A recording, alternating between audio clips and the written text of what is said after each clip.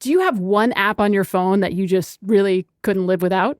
I spend a lot of time on TikTok for the laughs mostly, and also for like the military reunions and the surprise friends and the proposals and Yes. the tear jerkers. The one that I use a lot more than I should and would feel the emptiest without is Discord. I use Discord to chat with some friends that I play a video game with. So it's another form of connection to people, but these are people I would never use just WhatsApp to talk to. They're people with whom my relationship is purely online. But this is good because this is right to the point of what we're going to talk about today, right? Is that, if you ask kids if we should take away social media or their phones, there's a lot of things that they really would miss and suffer from. And there's a lot of good that would come from it, too. So we can already empathize with that, right? It's a complicated relationship with the phone.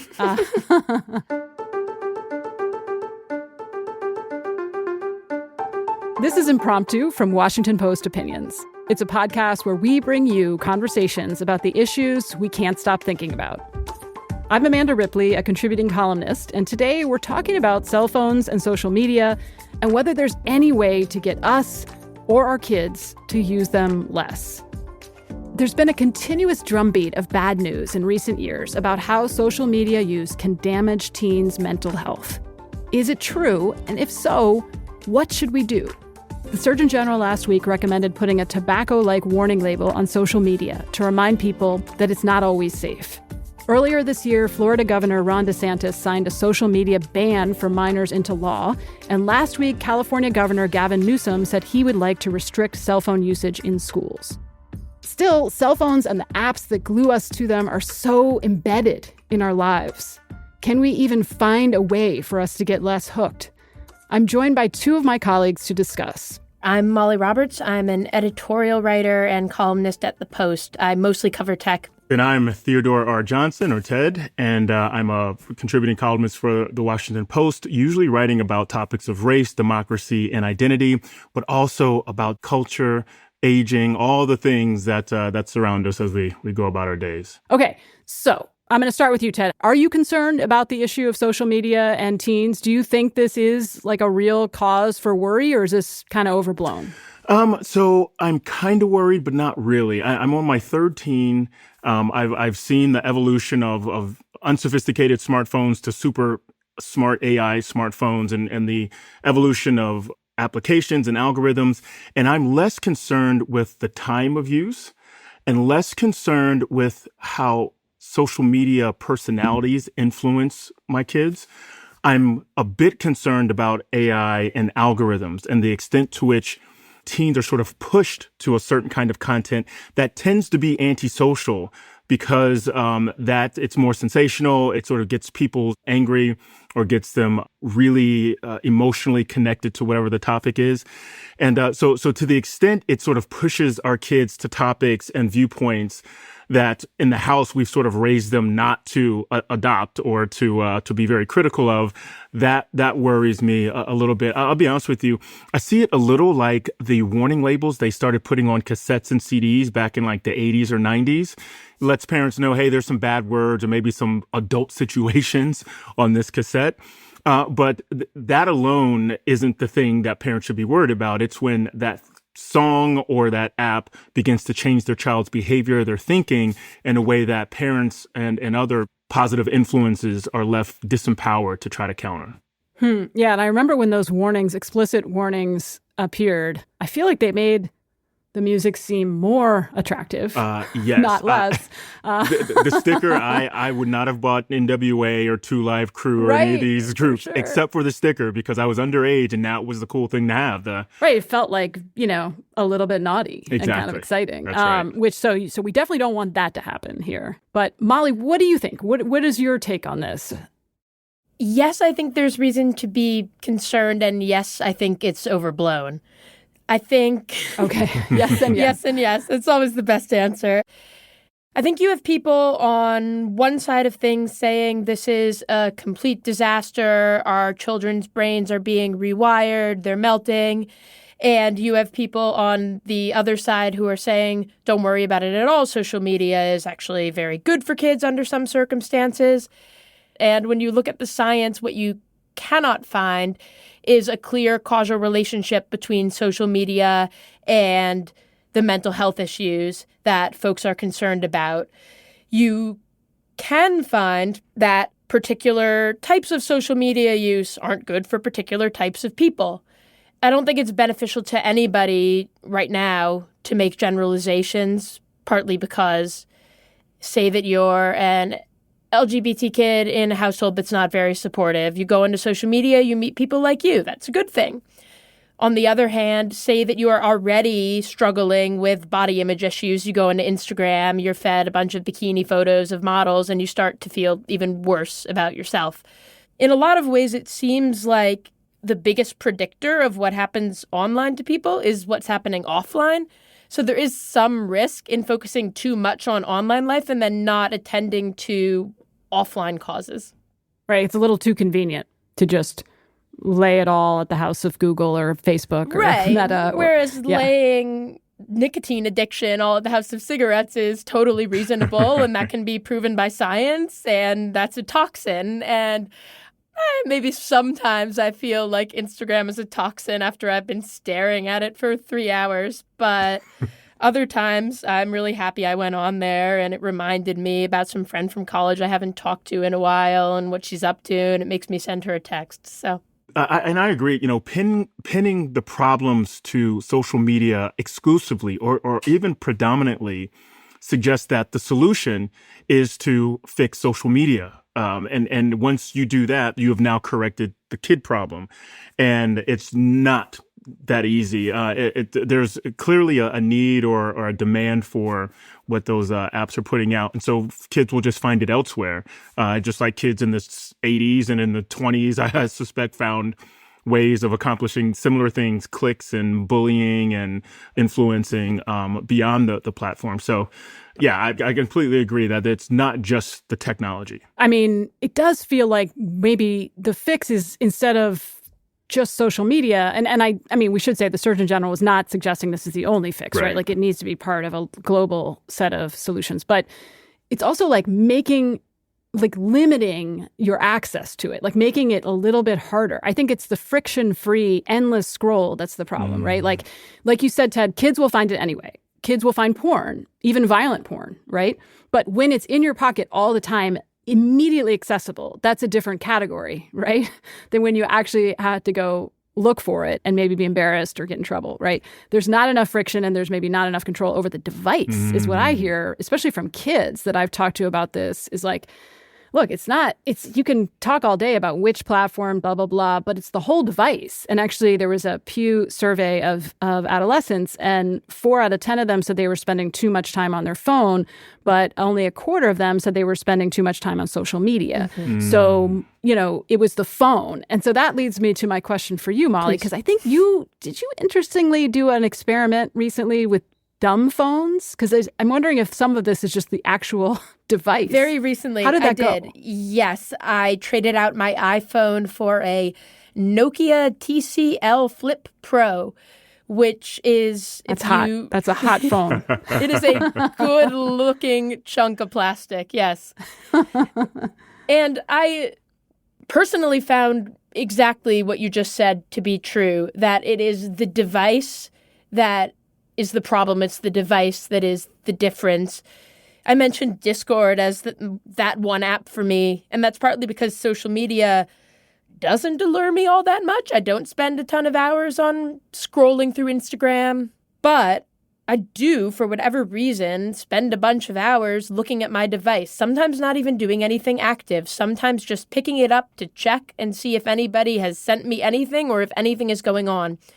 The thing about smartphones to me is that they're always going to have something interesting to offer. And when you have that in your pocket in an idle moment, you are going to have the reflex to pick it up and figure out what that interesting thing might be. Only once you've gotten rid of the smartphone and replaced it with the chunk of plastic that the dumb phone is, do you start to lose that reflex, because you know there is nothing for you on there. And I think that it's the feeling that we can resort to these devices at any time, kind of independent of the particular things on them, that disconnects us from real life, that fills our empty hours when we might otherwise make more of an effort to fill them with something enriching. It's almost like what you're describing with a smartphone is like there's like an itch, right?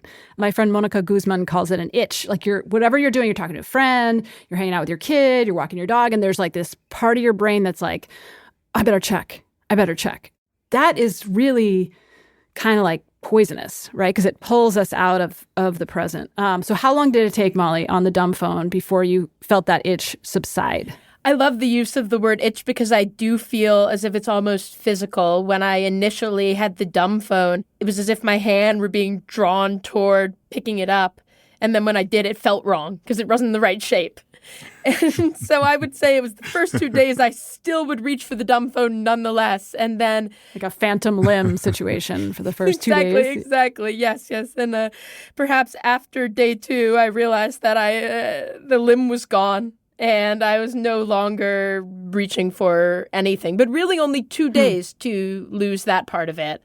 There were still moments where I really wanted something specific I could get out of the phone and was longing to be able to Google something that I didn't know the answer to. That's a terrible thing, not being able to get the answer to something right away. Right. So that went on longer, but the physical part broke it pretty quick. It does feel like an experiment that would be good for all of us if we can, right? And we can always come up with reasons not to do it, right? Like Google Maps, how can you expect me? What? I need that. Or, my kid needs to reach me or whatever. Okay, I want to talk more about how we can move forward if we can't move backwards necessarily to the Nokias from the early 2000s. But first, let's take a quick break.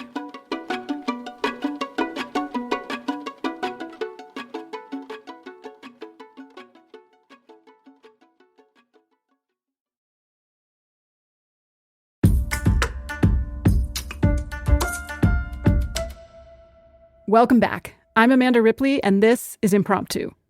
So I mentioned before that the Surgeon General suggested putting warning labels on social media, kind of like it's a pack of cigarettes. And I wonder if either of you have thoughts about what that warning should say. Let's just riff, right? Because apparently if this were to ever happen, first of all, Congress would have to say, okay, and then there would be like a scientific analysis of what it should say and, how big it should be and where it should appear and when. So there's a lot of devil in the details stuff. But I wonder if either of you have thoughts about what you'd like it to say or not say. It should be specific and not general. It shouldn't say something like the Surgeon General has found that social media can be bad for mental health. It's especially among adolescents. Like, what about it is bad for teens' mental health? If it's body image things, if it's, if it encourages depression or anxiety sort of feelings or tendencies, like tell me what the bad stuff is instead of just saying it's bad. And, this is maybe some of my scarring from childhood growing up, especially in the church. Everything, don't do bad stuff if you want to go to heaven. Okay, so if you have questions about where bad begins and good ends or vice versa, well, that's gray, and you just sort of have to take someone else's word for it that the thing that they've pointed out is bad, so don't do it. And I think kids, especially this generation, maybe more than others previously, are very wary of adults saying, don't do X because X is bad without any further explanation. That makes sense.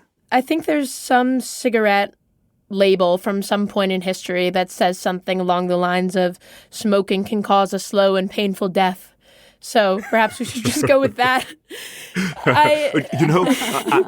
In Australia, I think this was years ago, they put pictures of what smoking does to your mouth. So the missing teeth and the gums. Yeah. And so the visual is more of a deterrent maybe than even the word. That's a great point, Molly. I was thinking about that.